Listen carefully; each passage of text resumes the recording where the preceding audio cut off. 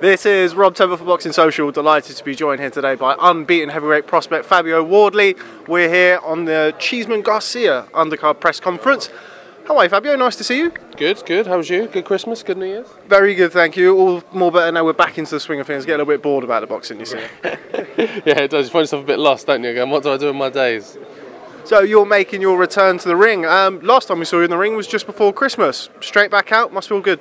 Yeah, brilliant. This is what I wanted. This is what I said to, obviously, Dylan and the team when I signed, is that was my main focus, was just to be out regularly, just to be fighting, just to get going. So yeah, I was delighted that we're happy to go again, and I was ready, like, just after Christmas, straight back into the gym, straight back training, just into the swing of things. Like the atmosphere and like being on that type of stage on the 22nd would just gave me a buzz like nothing else. So like there was no stopping me getting back in the gym and getting ready to go again. Now you mentioned that atmosphere. Obviously, you boxed at pay-per-view show, Aj-Whyte, your manager, headlining the bill. Just how beneficial do you think we both know the arena wasn't quite at capacity when you boxed, but how beneficial was it for you to be around kind of a big fight atmosphere and a big fight build-up through fight week and on the night, and how beneficial was that going to be for you this year? I think that was the main thing, not so much the fight itself, that was massive, but all of it in the process of it, of like the press conferences, the weigh-ins and everything that leads up to it and everything after, and like even things like this, like the interviews and stuff, it's all building, it's all something to get used to, because I come from small hall shows, there's none of this, we don't do all this. I'm lucky if I get an interview afterwards kind of thing. So it's all learning, as well as the pure craft of boxing, as soaking up the stage and getting used to the arenas and things, is getting used to all of this as well. So it was a massive learning experience, but like a fantastic event overall. What's kind of been your conversations with Dillian since? Obviously, you've had positive ones to get you back into the ring so soon, but what did he make of your performance on the 22nd? He was good. He was good. Like, he liked it as well. He said I did what I needed to do to get him out of there, which is pretty much it. Like, I did what I had to do to get rid of that opponent. Like, he was a good, durable opponent. Gave me some rounds, which is definitely what I needed. But he didn't test me at all. He didn't push me at all. No, that's not majorly what we're looking for right now, like straight away, because like I said, I've only had 5 fights. We are looking for someone who wants to come give me a bit of a fight, but ultimately it's the building stage of my career, so we know what we're looking for, but he knows me to a different extent than a lot of people do, especially a lot of people that have made judgment based off that one fight, that he knows I have so much more capabilities that I can get at. So yeah, he was happy with it, and he was just eager to kind of get me out there again, and I'm ready to do it all over again. How quickly are you looking to move? I mean, Eddie Hearn referenced it in the press conference. The heavyweight division is kind of booming in the best state it's been for a long time. How quickly do you see yourself pushing forward for potential Southern area titles, English titles? Where do you see yourself settling? Yeah, definitely titles in the next few months. In the next 6 months, I think. Southern area, English, something like that area. Yeah, definitely. Like I don't see any problems with that at all. Like if I can keep going at the pace I'm going, nice fight every 6 to 8 weeks, maybe just keep me rolling, keep me going. And then once I've built up that experience, like hopefully there'll be 6-rounders and things, and I'll get some more ring time, and along with that more sparring and things, and just overall more experience and knowledge overall. There's no problems with going for them titles at all. Like I'd go for them now, but that's just me. But I know that I need to build, and I know I need to take my time with it, and it's all a process. So that's fine. I'm happy to go whenever everyone says I'm ready. Obviously, you've shared a ring with Dillian in the past. What are you looking at for sparring in this camp? I mean, obviously Dillian's not going to be, well, potentially not going to be back in the ring until April the 13th.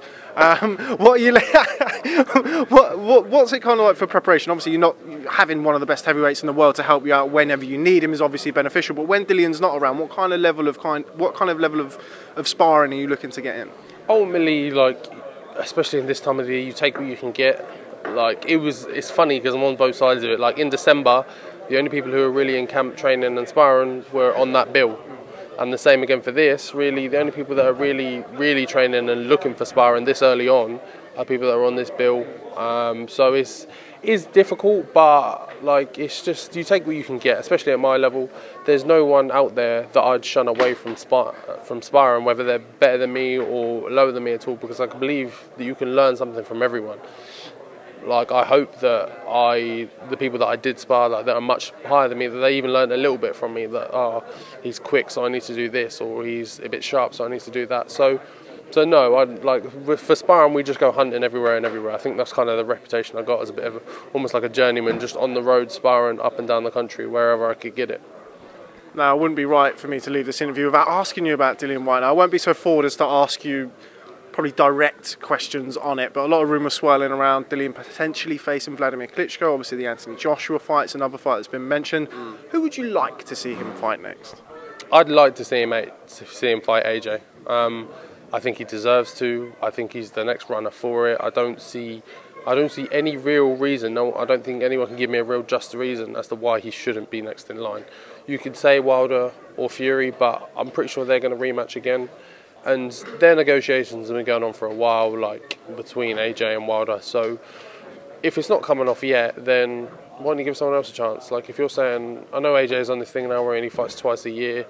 So there's going to be so much gap between when we see him fight and stuff. He's like them periods of inactivity. He has only had like 20 odd fights. Like you need to needs to be a bit more. And Dillian, I say this in all my interviews and all the times I talk to people and things, that no one else has over a past 5 or 6 fights. No one has a resume like him. No one around in the heavyweight division has got a record or a resume like him. Like you can't deny that. You can't shun away from it. He's beat people that Joshua's beat.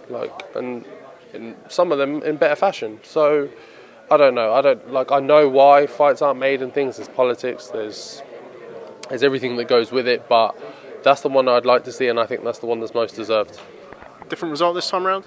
Yeah, definitely, 100%. They're both different fighters, definitely. But I think the progression you've seen Dillian come on from fight to fight to fight is just something different. Like he's always improved. He's always come back better and stronger, and he's always learned from not even losing fights, from just little mistakes he's made in fights to then come back stronger. So I think, yeah, different result, Dillian wins. But I also think it'll be a massively, like a fight for the ages kind of thing. It'll be fantastic. The build up and everything for it would just be unreal. And then hopefully I can sneak on the bottom of it as well. I was just about to say that. Yeah, completely selfless reasons only. No, it'd be a great fight and everything, and then obviously I'd be on there, so that'd be good. Okay, well, Fabio Wardley, always a pleasure catching up with you. Really glad to see you back in the ring so soon after Christmas. Thanks very much for speaking to Boxing Social. Look forward to catching up with you soon. Thank you, Rob. Cheers, mate. Nice one, Fabio.